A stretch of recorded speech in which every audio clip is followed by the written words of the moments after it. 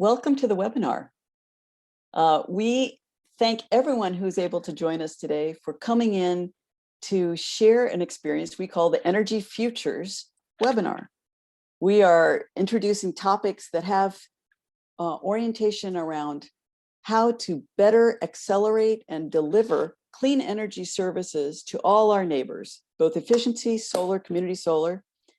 We are entertaining great experts over a lot of topics in this series that is loosely around the LIFT program. LIFT is a program that Groundswell leads. We have collaborators from Elevate Energy, South Face, and Clean Energy Works. We're performing research nationally to try to accelerate clean energy programs for low and moderate income houses across the United States. So today's topic related to that is how to accelerate financing. How do you find financial structures that enable utilities, munis, cooperatives, or solar developers to better provide solar services to low and moderate income households, our neighbors?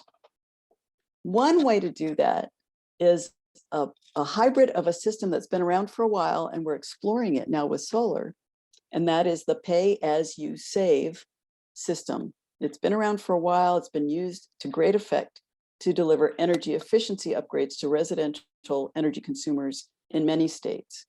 So we're going to speak to energy efficiency through pays and how solar might be added to a pays system and financed sustainably. We want to welcome to the webinar 3 experts who are going to be speaking to this subject. First, we have Tammy Aigard, who's the CEO of e-Utility. She'll be joined by Holmes Hummel, the founder and director of Clean Energy Works. Clean Energy Works, a nonprofit powerhouse that is delivering great research on the solar with pays model, see whether that can work or not and how it can work sustainably for utilities.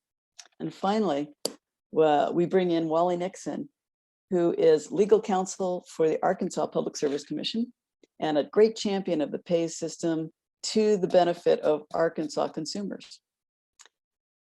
Let me first do some housekeeping, and then I'll explain a little more about who our panelists are and how we're going to explore this subject today. First, we welcome everybody. If you have questions or comments, please enter them into the chat in the Zoom function. We'll monitor the chat. We'll try to get to your questions through our panelists or address them directly. If we can't get to everybody's questions, we will follow them up after the webinar. And we thank you for all questions and comments. If you see something today and you're curious, please come back to Groundswell, info@groundswell.org, and we'll try to address any concerns you have, get you publications or follow up with concerns, questions, comments, put you in touch with the presenters. I'm Chris Nichols, and I do lead the LIFT program for Groundswell. It's a great honor. This program is supported by the U.S. Department of Energy, and as I said, it is a national research program to deliver accelerated clean energy services to low-income households. So this is one structure. Let me give you a little bit more background on our speakers and then let them share their experiences with pay-as-you-save and pay-as-you-save with solar. Tammy Aigard, we welcome. She is a leader in e-Utility, had worked with the Clinton administration in the HEAL program for 5 years in Arkansas. She founded e-Utility in 2014 to help low-income families get the resources they need for energy efficiency upgrades. She specializes in utility relations and program management. And she's going to talk a little bit more about how they deliver pay-as-you-save, and what that means in the real world. What does it mean to deliver on a policy like this, and how does it impact real people's lives? Dr. Holmes Hummel, founder of Clean Energy Works, previously at the Department of Energy as a senior advisor, a thought leader across the spectrum in renewable energy, financing, and clean energy systems.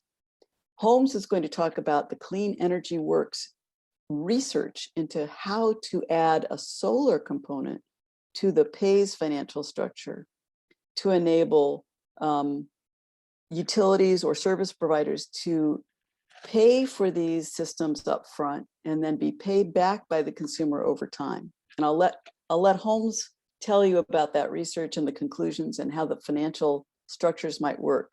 I want to point out that finances are dynamic, and part of Holmes' research and Clean Energy Works research may lead to some changes at the federal level in tax law, which would be a great thing for consumers and for utilities. They haven't passed yet, so they're, it's still in the works. We're very proud to have Clean Energy Works as a partner in LIFT and to highlight this research.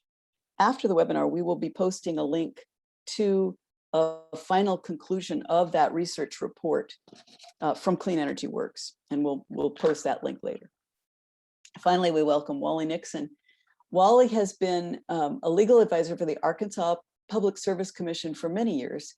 He is a champion of energy efficiency, renewable energy, and net energy metering. And he is, has a legacy of great work for Arkansas and for the country as a policy advisor.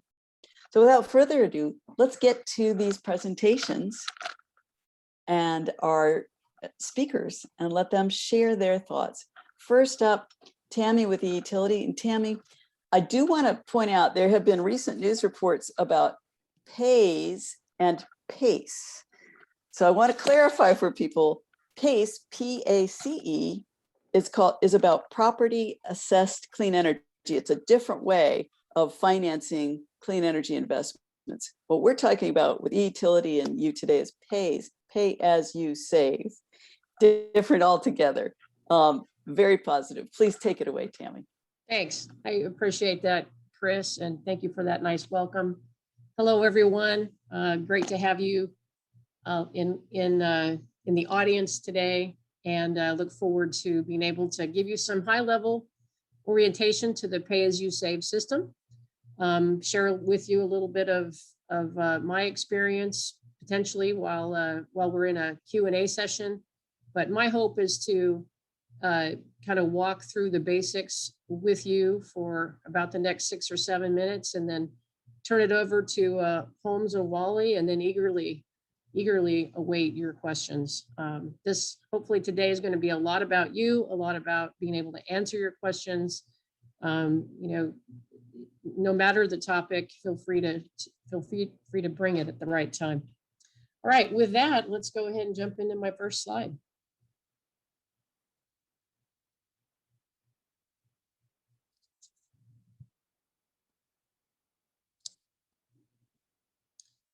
So quick 30 seconds. My name is Tammy Aigard. I'm president and CEO of Utility. Utility is a B corporation.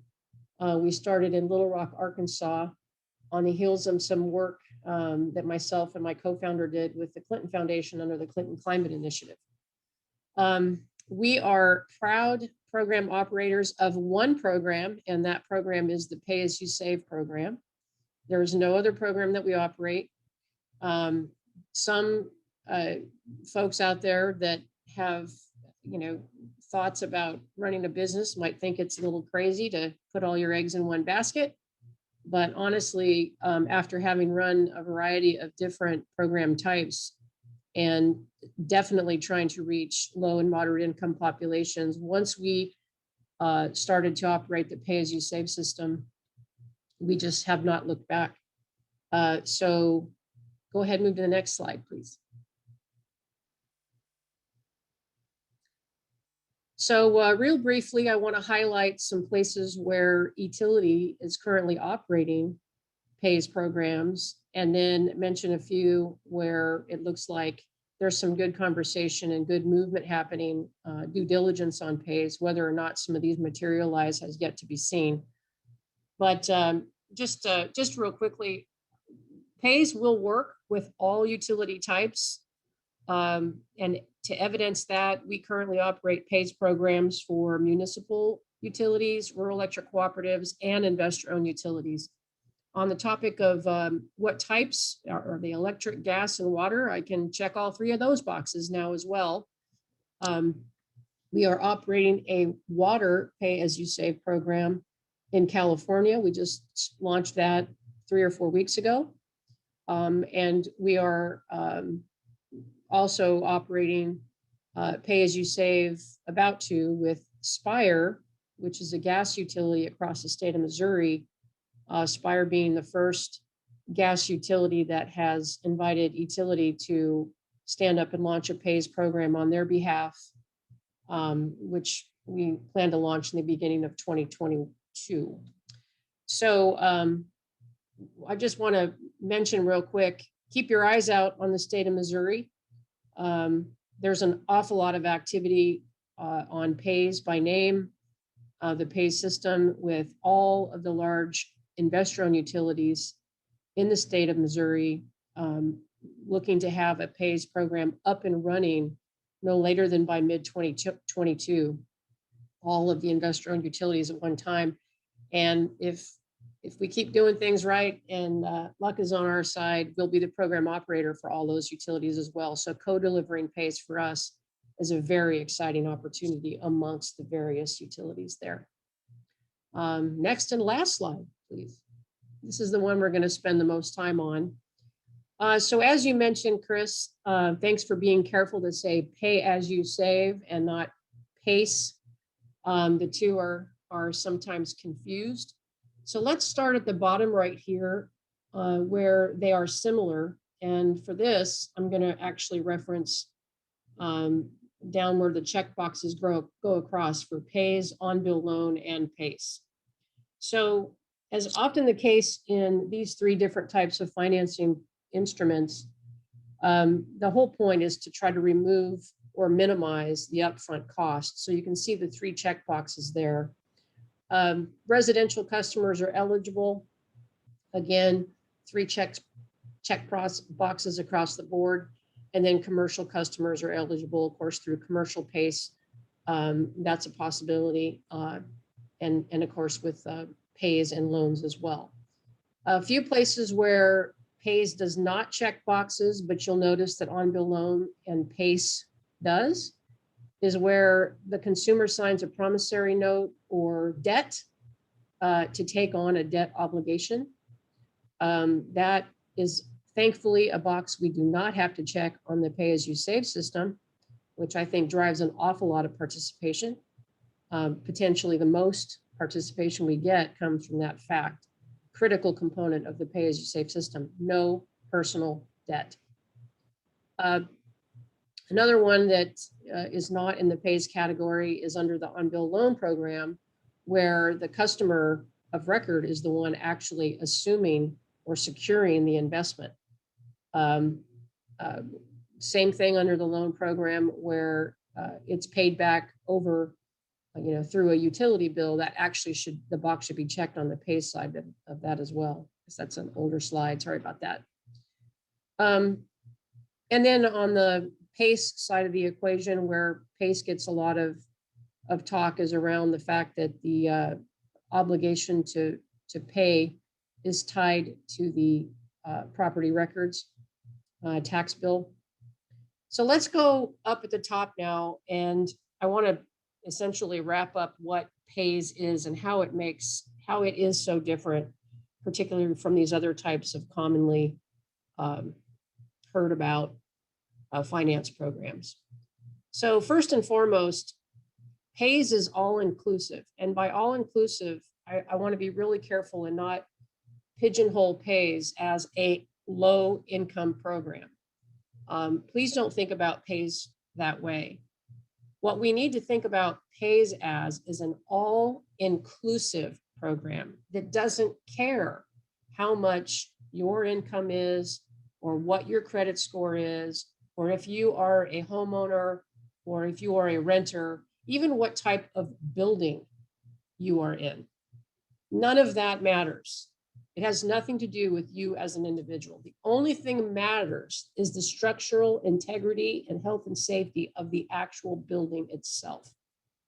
Is there an opportunity? What is it? Is it cost effective?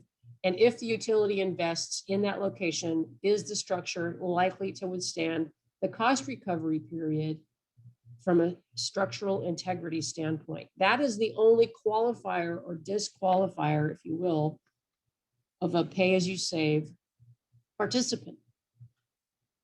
So that means what? Well, that means there are no credit score checks. There are no personal debt. There is no property lien.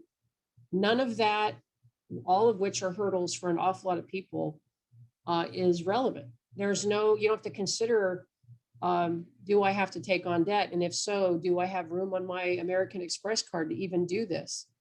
None of those oftentimes hurdles that are, people are faced with that generally shut the door on their ability or willingness to participate in energy efficiency programs. None of that matters in a pay-as-you-save program. It's all gone from the participant's perspective.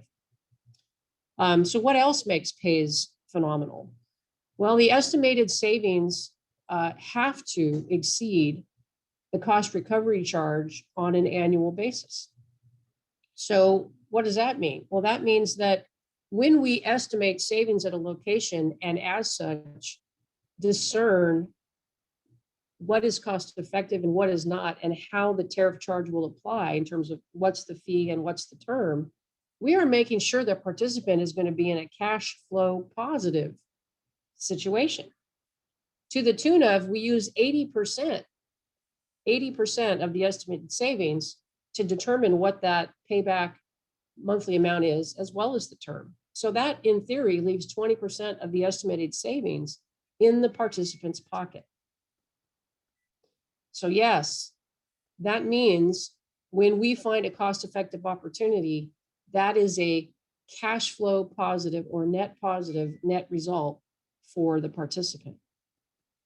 Another thing that makes it almost impossible for participants to say no is the promise that payments will end if an upgrade fails and is not repaired. There's a consumer protection piece, a number of them, but that's probably one of the most important, built into the pay-as-you-save system that guarantees that fact. If an upgrade fails throughout the cost recovery period and it is not repaired, then the charge will end until it is up and running again. And if it is never up and running again, it will end permanently. It's an always opt-in. This is not a forced program. 100% of what is financed on the location, on the meter, on that bill, is financed and paid for by the participant or subsequent occupants. People often ask, well, if there's a new, let's say, owner comes in and they have a 6-person family size as opposed to a 2-person family size, they're going to actually use more energy. The answer is, well, yeah, they are going to use more energy. Yes, that's true. But their bill would still be lower, is going to still be lower as a result of the previous occupant's participation in pays than it would otherwise have been. The building itself is what's energy efficient. And so I'll kind of, the utility, one last thing I'll mention, the utility secures the investment. That's a very big part of it as well. This means that generally speaking, we can access low costs of capital, pass those on to participants, thus ensuring that, and I'll give you an idea, anywhere from 0.5% to up to about 4% is what we'll typically see a utility charge. We actually we try to get utilities to not even do it as an interest charge and just add it as a program charge instead, like a flat fee. But that's been kind of hard to talk them into doing. So interest rates for now is where they're saying yes. So that's where we'll go ahead and stick. But again, 0.5% to 4% is the typical interest charge to finance these upgrades on the participant's bill without a debt obligation, any kind of credit check. The utility is writing that check. So those are the basics about pays. People don't have to worry about having enough money to write a check directly. They don't have to worry about, do I have room on my credit card? Do I have to apply for a loan and likely or potentially get disqualified? Or do I have to be an owner? Can I be a renter to participate in this? And so by addressing all of those hurdles, Pay As You Save has demonstrated enough to utility like I started at the top of this topic is, why should we operate another type of energy efficiency program when all of those boxes are checked? So we're in. That's fantastic, Tammy. Thank you. And so just tying it up.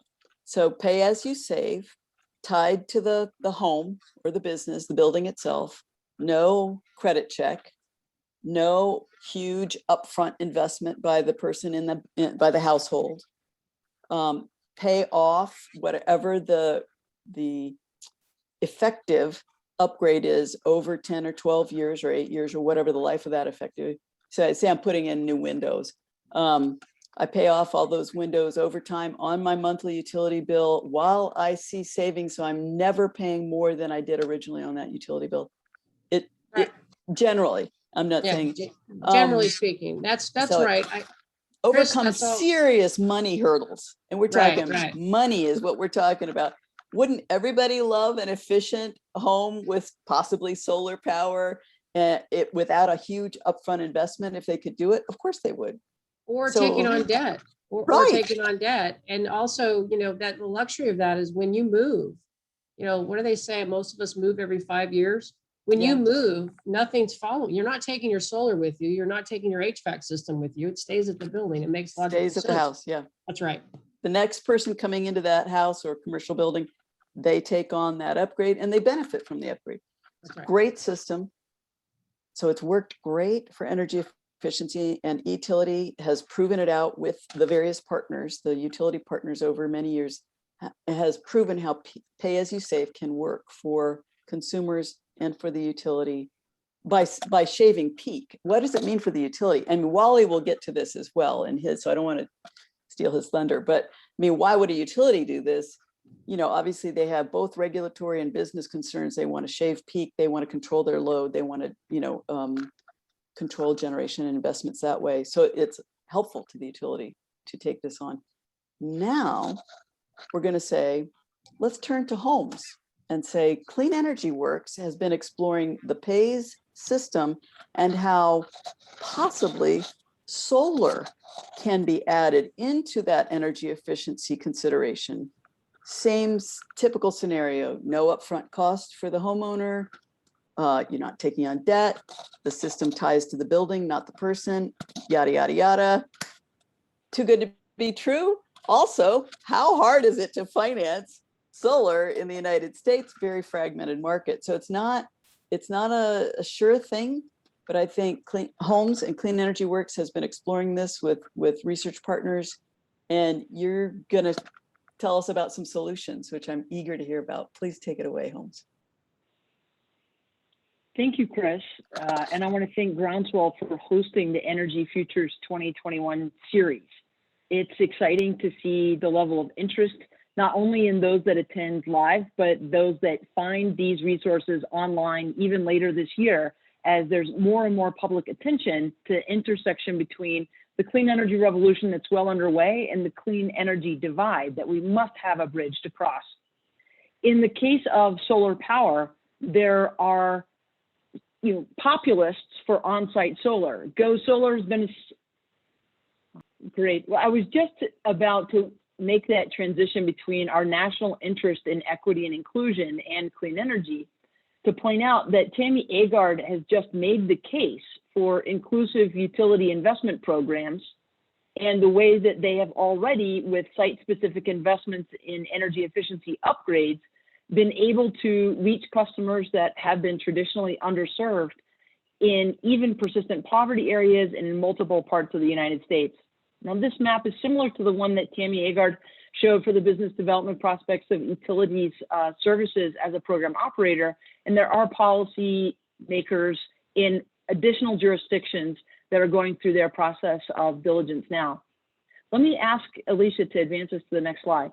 You see, the key to having an expansively inclusive solar option is inspired and informed by the graphic that you see here, where the utility is owning everything up to the customer side of the meter, the buildings on the other side of the meter. And what we know is that utilities have now for more than a decade successfully been able to make site-specific investments in building upgrades and recover their costs with a charge on the bill that's less than the estimated savings. If you click forward once more, Alicia, you'll see that this image changes ever so slightly, which is to say the Department of Energy has already informed us of its interest in asking the question, if this can work for buildings, can it work for solar?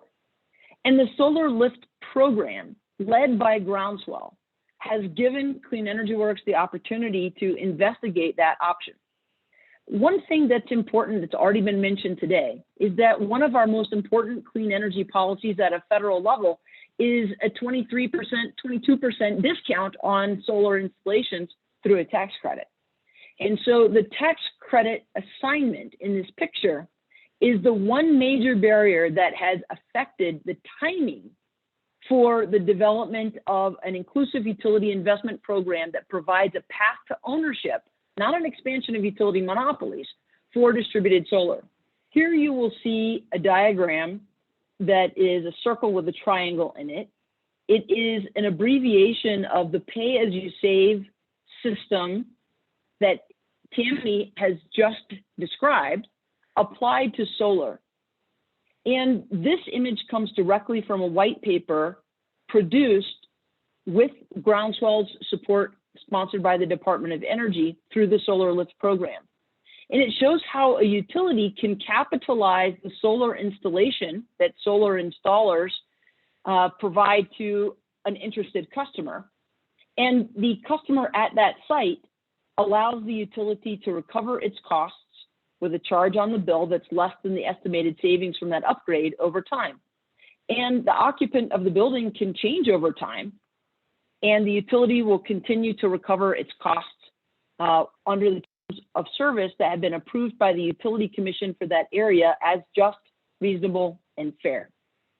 I think I'll pause there and send it back to Chris to keep our conversation moving, as I know that next is Wally Nixon with his experience from the Arkansas Utility Commission. Thanks so much, Holmes. There's obviously a lot more to the financing piece for pay-as-you-save and pay-as-you-save with solar. Who can use it? Basically, any utility can use it, and the policies are in play, and we're hoping for that. But Wally Nixon, our expert, thank you, Wally, with the Arkansas Public Service Commission, has been a champion for pay-as-you-save and also for solar and distributed energy systems for a really long time. And Wally, your approach as a regulatory spokesperson is really important. How these things can work for utilities, what a regulator looks at in seeing whether it's fair, sustainable for both the consumer and the utility. I will first state that we in Arkansas regulate not only the investor-owned utilities, but also the electric cooperatives, which is somewhat unusual around the country. And one of those is a co-op by the name of Washita. It's an Indian name, I think, a Native American name, down in South Arkansas. It's a very poor area of the state, which much of Arkansas is. And they came to the commission back in 2016, I believe, in the fall, and asked to implement a PAYS program with Tammy and Utility as the delivery company. And the commission took a look at this. I worked for all three of our commissioners who were appointed commissioners in Arkansas. And we had a number of questions about how this would work, particularly given the fact that the PAYS program is registered. You always see the little R on the word PAYS. And I know if you enter a parentheses and put an R on it on your word and close it in parentheses, it immediately goes to a micro-sized R, indicating that it is protected. And so that it was an important concern for the commission. I was just going to mention this one thing. If a state wanted to understand more about the PAYS program, the developers, founders of the PAYS program are very willing to share with commissioners the protected information of the PAYS program, which is designed to protect customers from people emulating or trying to copy what the approach is that seems to work very well. And so the commission became comfortable with that and approved it, I think, in February of 2017, if I'm remembering right. And so that small co-op implemented the program under all the terms that Tammy laid out. And I have been following this for a long time. I first knew about it 15 or more years ago during work within the NARUC organization. And I was able to get comfortable with the mechanism that was being implemented because it focuses on people's bills, not on their rates. It gives the opportunity for anybody to participate, not just the members of that co-op that are low income. You know, utilities don't always know who is low income. And I have a background in doing low income programs for an investor-owned utility for about 5 years or more. But we don't characterize it as a low-income program for the reasons that Tammy described. And I think it has worked very well. This particular co-op is also implementing some solar programs. Maybe Holmes will talk a little bit about how that might be working for Ouachita. But one of the results of all of that, after 3 or 4 years of implementing PAYS and doing some solar in several areas, commercial and residential, I think, the co-op came in and amazingly asked for a 4.5% rate reduction for all of their members a couple of years ago, and that was quickly granted, of course.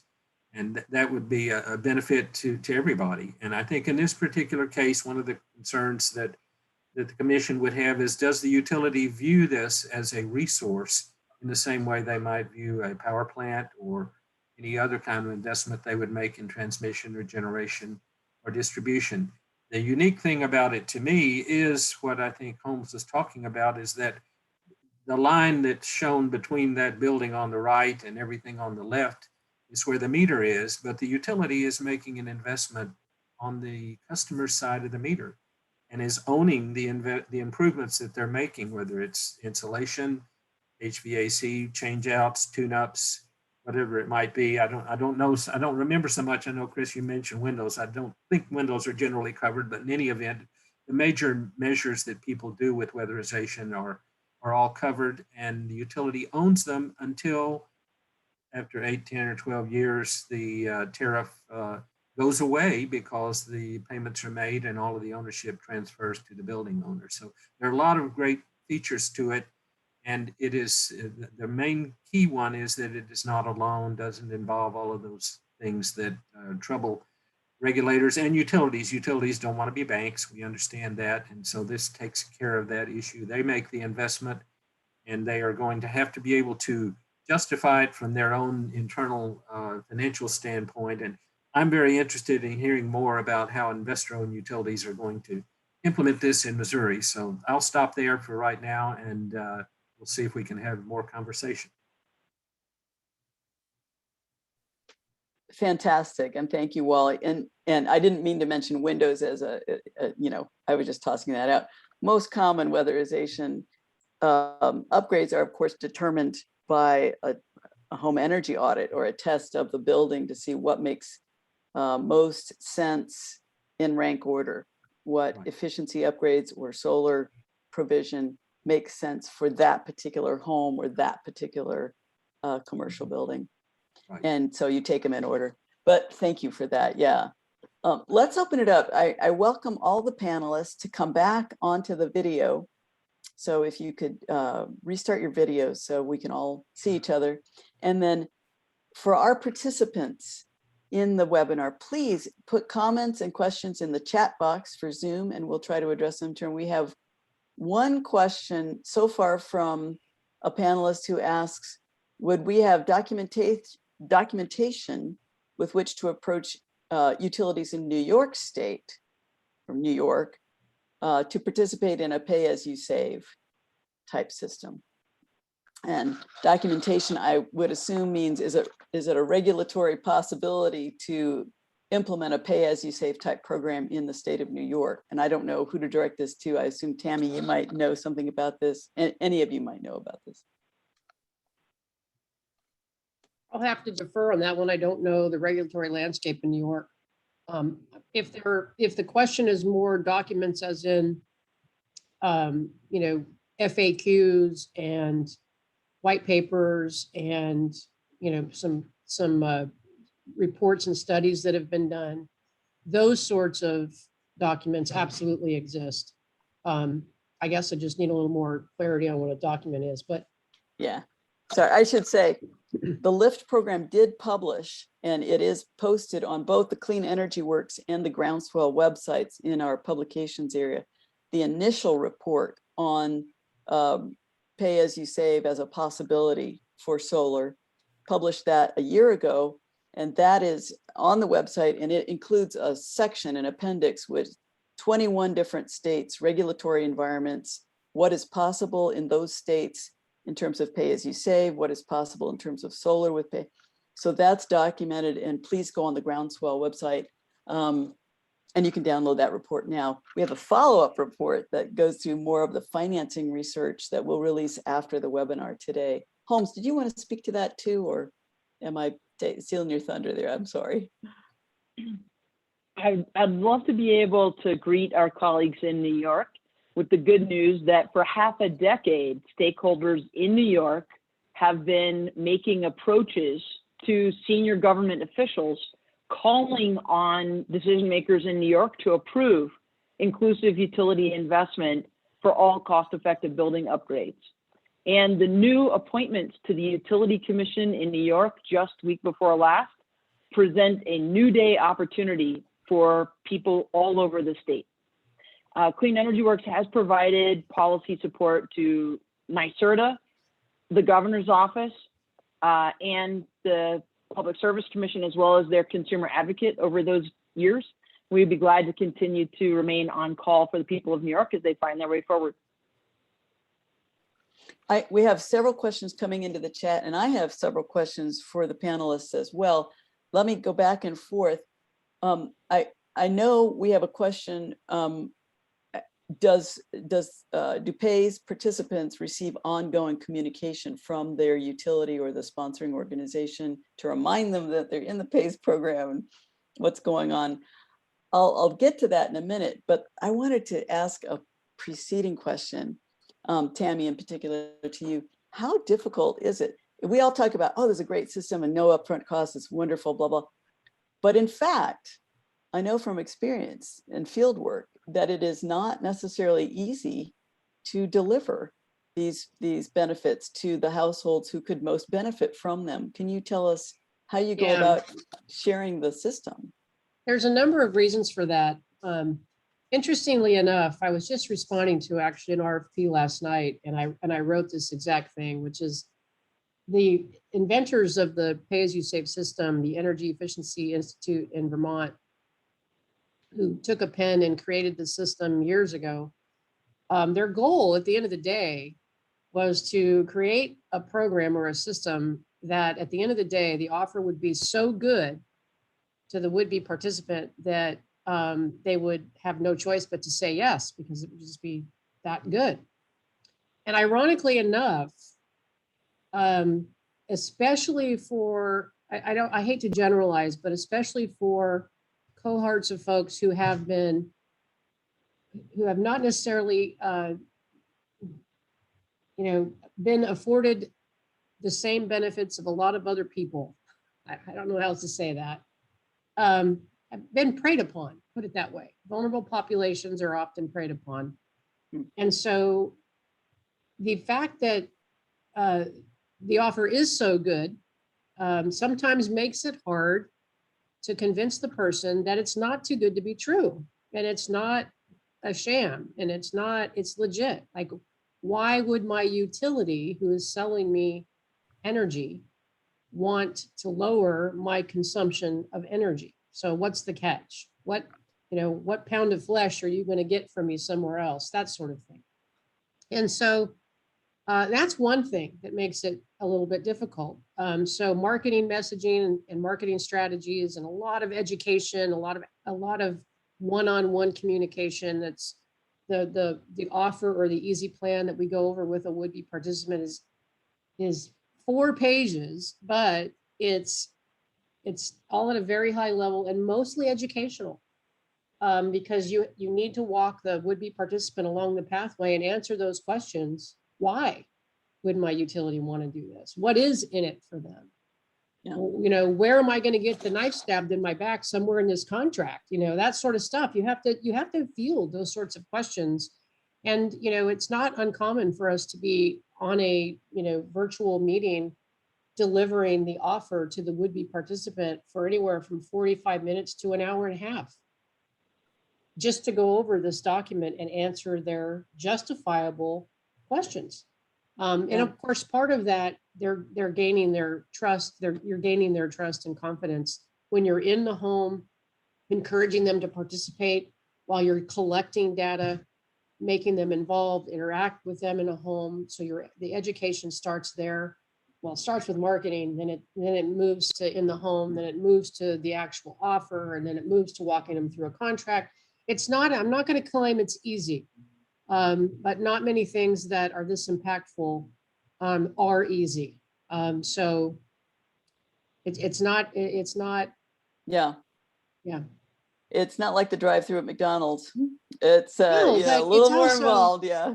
It is, but it's also, you know, there's an awful lot of things like Wally mentioned, you know, in the southern Arkansas Delta region, in this little co-op, this little engine that could called Washita Electric, you know, they have made miracles happen down there. And that community believes in pay as you save. They trust their rural electric cooperative, right? And so it can happen. And it can happen with a demographic of folks that are struggling. So it's not impossible. It can absolutely happen. I've said it a million times. If it can happen in the Washington, you know, in the Washita, Arkansas Delta area, in the southern Arkansas region, if it can happen in northeastern North Carolina, in one of the most impoverished areas of the country, I think the second highest poverty rates exist in Roanoke Electric cooperative territory, where we have touched over 10% of their customer base with a pay-as-you-save upgrade. 10%. Think about that. These are in depressed areas, in areas where people struggle to put food on the table, get medicine, you know, the basic things. So it's not a low-income program, but folks, if it works there, it will work anywhere. And, you know, as far as energy efficiency with the thought of solar coming on board, it's fantastic. Fantastic. Let me flip to homes, because we had a question on that. How exactly does energy efficiency with solar, how might that work? Is it a similar process for both the consumer and the utility? And I'm just going to let you take it, because you are a deep thinker on this stuff. So but one of the questions in the chat was, how does solar pays work? Is there an energy audit? Do you do the energy efficiency first? Do you do that at all? How does the solar come in? All that sort of thing. Well, those are great questions, in part because we know that many people are aware that it's more affordable to get a relatively smaller solar system if you do your energy efficiency upgrades first.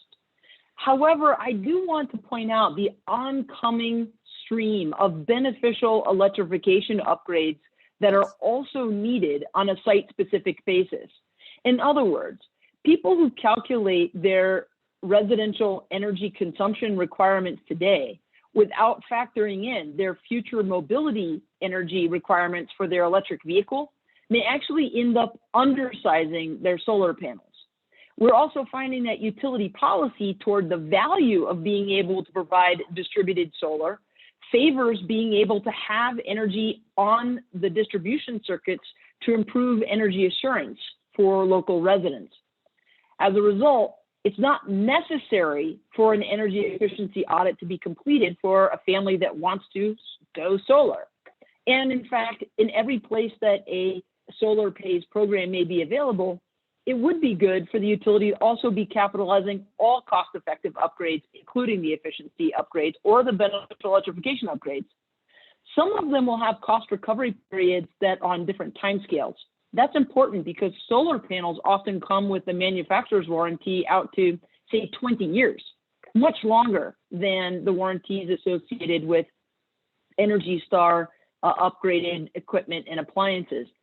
And so the utilities may consider in their implementation path the idea that they have a solar pays program, an energy efficiency pays program, and that a customer may choose to enroll in one, the other, both, or neither, and that the utility would be able to present on the bill the cost recovery charge for each individually. So there may be two different line items to represent the two different types of upgrades the utility has been able to capitalize and the two different timescales over which the utility will cover those costs.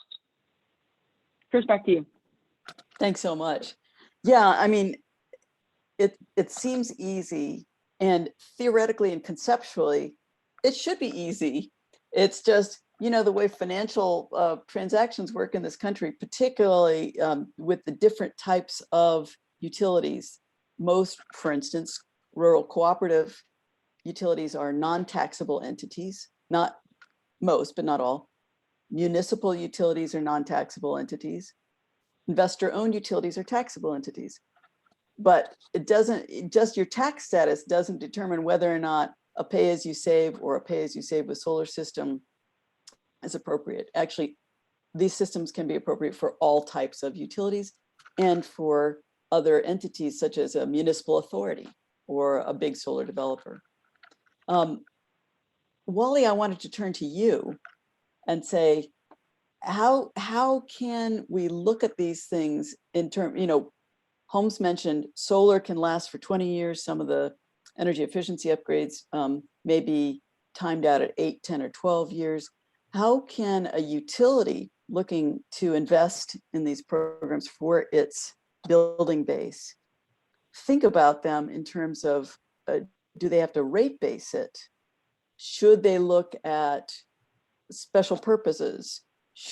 How can a utility and how can a regulator support the utility in a sustainable system to create the pathway for these systems? Well, there's a lot of activity in the solar world that we see. We're seeing a lot of it in Arkansas now, where not only are people engaging in net energy metering, and they do have 20 or 25-year warranties on these solar facilities. And so that period that Holmes is talking about of 20 years would certainly not be unfamiliar to regulators if they were to see a proposal for a solar pays program come through the door. And the utilities are also investing in their own solar facilities of considerable size. We're having hundreds of megawatts installed by the investor-owned utilities and the generation and transmission co-op that serves all of Arkansas's electric cooperatives. There will be some issues. The utilities will argue, as they do already, that they can buy it at utility scale a lot cheaper than the residential customer or the small commercial customer might be able to do a pays program. But they always also say, but we also support net metering and the ability of customers to do their own thing. And so we'll have to work out those issues. I don't have a quick answer to them since we don't have any proposals for a solar pays model to be implemented yet, Right. But we may get there. And I'll be looking forward to seeing how that gets dealt with. Quick follow-up for you, Wally. Generally, when a utility wants to implement a pay-as-you-save system, are they investing with funds from the shareholder side or from the ratepayer side or a mix? I think that remains to be seen. That's why I want to know more about what Missouri is doing. I think from what I've heard, Tammy may be able to tell us, but I've seen enough to say that Missouri Commission has pretty much directed them to spend tens of millions of dollars on a PACE program. And I would imagine that it may be shareholder dollars that would make sense for them if they're making an investment as opposed to an expense coming from ratepayers. We also have a question in the chat. Tammy, maybe you can speak to this. When a utility does undertake to do a pay-as-you-save system, would they subcontract that work? Who actually implements the pay-as-you-save program for any given utility, in your experience? Well, it's going to sound self-serving because that's what utility does. We are program operators of the pay-as-you-save system. So there's your commercial. But it's not to say, that's not to say that, you know, that others haven't done so. We just, again, we put all of our eggs in one basket, and our mission is to be able to, see PAYS programs up and going all across the country. As a matter of fact, we are actively seeking out alliances with other program operators, wanting them to be able to stand up and operate PAYS, and our role would change to supporting them to do so. Groundswell actually being one of them. So at any rate, as far as the utilities and where they get the capital from, it varies. Rural electric cooperatives have some pretty good resources out there through USDA, through the RESP and ECLIP programs, respectively.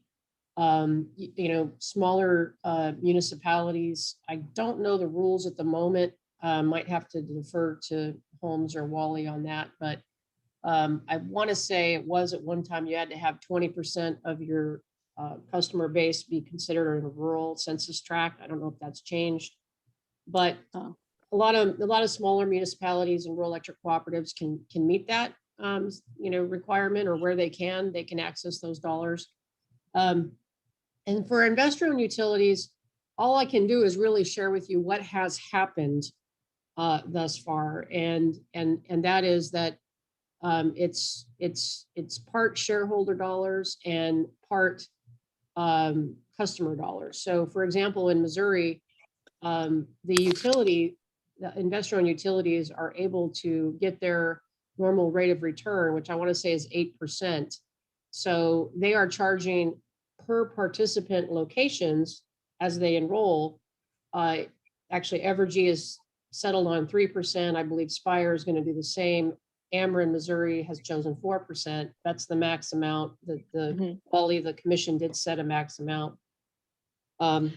If I can interrupt you, Tammy, we're almost out of time, and I wanted to zoom out. I'm totally interested in Missouri. I think we'll follow up in a written form for that question. But let me zoom out just a minute and turn to Holmes. And Holmes, I think you can address sources of capital and some of the larger questions that have come in through the chat, if you could, on a more global basis, please. Well, certainly. And thanks again. At the community level, what we are seeing as a policy imperative is to flow resources through to places that have been underserved. And up until now, the point at which decisions have been made about whether or not capital will flow has been made at an individual level. And so moving that capital decision to the utility scale also opens up the competitive capital markets of the United States, which are obviously plumbed to the competitive capital markets of the world. So a utility, whether it's nonprofit or for-profit, is able to source capital at costs far lower than consumers are able to. They're also able to deploy that capital on a site-specific basis only if their regulators agree that the terms that are available are just, reasonable, and fair. And even then, those utilities can only deploy that capital if the customers also agree with the commissioners that the terms being offered to them are just, reasonable, and fair. Tammy has named accurately some of the different species and colors of money that can flow through to a large competitively priced capital flow that a utility manages to capitalize upgrades on the customer side of the meter. And when that happens, the money actually doesn't flow directly to the customer. It flows to the solution provider. And utility is a program operator, but the program operator is actually engaged in developing new demand for work for businesses that compete for the opportunity to perform those functions, those installations. That's what creates jobs. So there's not only a competitive capital market, there's also a competitive workforce. And that means that the energy efficiency upgrades that are demanded where utilities have inclusive programs create jobs among a whole fleet of companies that compete for those contracts. I wanted to add that not only is the site specific, well, globally accessed, but site implemented, but that means economic development writ large to that community as well. I mean, you're not pulling in crews from across the country to implement either the solar installation or the energy efficiency upgrades. Those are local folk, local businesses, local contractors in most cases, local meaning, to the community, not necessarily right there, but at least within the same state, I would think. And they're good paying jobs, by the way, too. Yes. I remember Tammy telling me that in that area where Ouachita serves, that there were no people that were installing mini split HVAC systems. And after the PAYS program, that became possible because you had competitors that wanted to get the work. And I think that's a real positive benefit. Yeah, we're seeing, I think, so many of the policy changes we're seeing, the industry and technology changes that are coming. We all understand how dynamic solar is. We understand also that financial systems are incredibly dynamic. This is a positive combination of solar, energy efficiency, clean energy, and finance, all seeming to be pushing to the good, to the common good. So I know Groundswell and the LIFT program is certainly committed to mission aligning that, pushing those things forward for the benefit of all our neighbors. And our panelists share that, I know, from our long history together. I wanted to thank all of you for joining today and sharing what you're able to. I know our time is short. I appreciate everything we've been able to share with each other and with the participants today, reminding everyone on the webinar that groundswell.org will be posting the Clean Energy Works study of Pay As You Save with Solar as a financial research piece. And very hefty, well considered, really hats off to Holmes and her team for conducting this research and being part of the LIFT collaborative. We also thank, of course, the Department of Energy for funding LIFT's research efforts. We are somewhere in the middle of a 3-year project. We will be and are already building a toolkit of program and financing recommendations for utilities, solar developers, and municipalities who want to create or enhance programs that deliver more clean energy to all of our neighbors. And the LIFT toolkit will be out very soon, within the next year, for public use, free.